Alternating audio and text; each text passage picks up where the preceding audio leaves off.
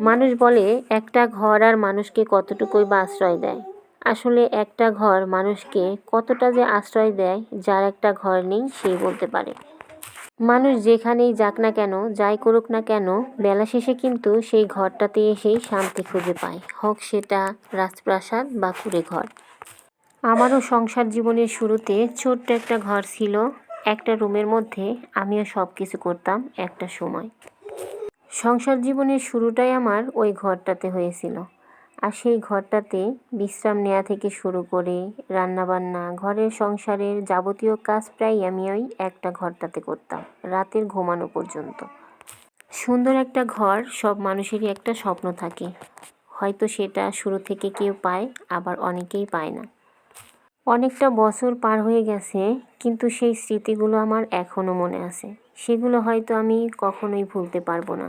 আমি যত বিলাসবহুল জায়গাতেই থাকি না কেন, আর যেখানেই থাকি না কেন, ওই দিনগুলো আমার সবসময় মনে পড়ে।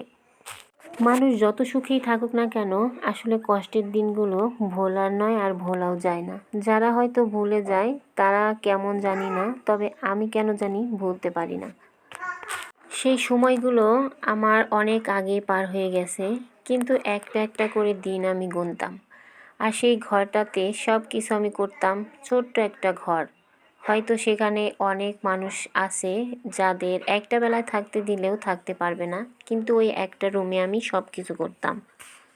সুন্দর একটা ঘর একজন মানুষের জীবনে অনেক ইম্পর্ট্যান্ট একটা জায়গা, যেখানে কাটে মানুষের সুখের দিনগুলো বা কষ্টের দুঃখের যাই বলেন না কেন সেই দিনগুলো। খারাপ দিনগুলো হয়তো মানুষের জীবনে বেশি দিন থাকে না, সুখের দেখা মানুষ পায়ই, কিন্তু সেই দিনগুলোর কথা কিন্তু মানুষের সব সময় মনে পড়ে, প্রতি ক্ষণে ক্ষণে। হাঁটি হাঁটি পা পা করে সেই শীতটা কিন্তু চলে আসলো আমাদের মাঝে। আর এই যে কথা বলতে বলতে আমি ঘুম থেকে উঠেই হচ্ছে সকাল সকাল রুমটা গুছিয়ে নিলাম, তারপর এদিকে হচ্ছে নাস্তাও বানিয়ে নিয়েছিলাম।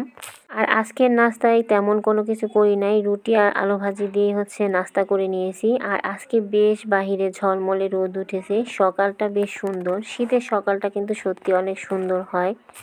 তো বাহিরে বেশ ঝলমলে রোদ উঠেছে। তারপর এদিকে হচ্ছে এই যে ব্যাগ ভর্তি করে বাজার নিয়ে এখানে রেখে দিয়েছে, তো আমি সব কাজ গুছিয়ে নিয়ে হচ্ছে বাজারগুলো বের করতেছি, কারণ আগে থেকে বের করলে এই কাজগুলো আমি করতে পারতাম না, সেই জন্য আর কি। আর আজকে সকাল সকাল হচ্ছে কিছু কাঁচা বাজার আনতে বলেছিলাম, এদিকে আবার সে অনেকগুলো ছোট মাছও নিয়ে এসেছে। আর এই তো এগুলো এখন হচ্ছে বাজারের ব্যাগ থেকে বের করে নিতেছিলাম আমি। এই কাজগুলো আমরা যারা মেয়েরা বাড়িতে থাকি আমাদের কিন্তু প্রতিদিনই প্রায় করতে হয় একই ধরনের কাজ। আর ভিডিও করতে আমার ভালো লাগে, কেন জানি না ভালো লাগে। অনেকবার ভাবি আর ভিডিও করব না, কিন্তু তারপরও মনে হয় না একটু করি।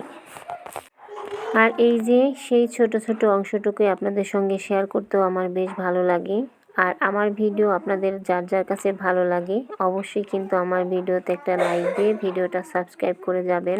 তো এদিকে হচ্ছে বাজারগুলো নিয়ে এসেছিল, তো সেটাই আমি এক এক করে বের করে নিতেছি। সকালের নাস্তা বানানোর পর এখন বেশ হাতে অনেকটা সময় আছে, তো এই সময়টাতে আমি হচ্ছে এই কাজগুলো করে নিতে পারবো।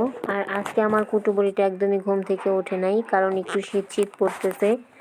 আর ও হচ্ছে অনেক রাতে ঘুমায় আর সকালবেলা খুব দেরি করে ওঠে। সকালবেলা আমার কাজ করতে তেমন কোনো কষ্ট হয় না, একটু সকাল সকাল ঘুম থেকে উঠলেই আমি কিন্তু সব কাজগুলো করে নিতে পারি।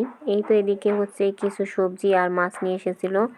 এই তো এখানে হচ্ছে বাটা মাছ, তারপর হচ্ছে টাকি মাছ, আর তার সঙ্গে নিয়ে এসেছিলো আমার পছন্দের অনেক সুন্দর কিছু ফ্রেশ হচ্ছে এই যেগুলোকে কি বলে মলুঙ্গি না কি মোয়া, তো ঠিক বলতে পারতেছি না, তো দুইটার একটা হবে হয়তো।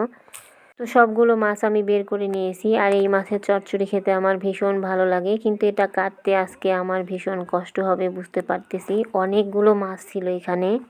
টাকি মাছগুলো আমি একটা কালো পাত্রের মধ্যে ঢেলেছিলাম, এতে মনে হচ্ছে আরও বেশি কালো। তো সবগুলো মাছ ঢেলে নিয়ে হচ্ছে আমি কেটে ধুয়ে বেছে নিলাম। আর এদিকে হচ্ছে সেই পাখি আমি একটু চা বানিয়ে নিয়েছি, অনেকটা মাথা ধরেছিল। চাটা খেয়েই হচ্ছে দুপুরে রান্না বসাবো। তো সবাই ভালো থাকবেন, আজ এ পর্যন্তই।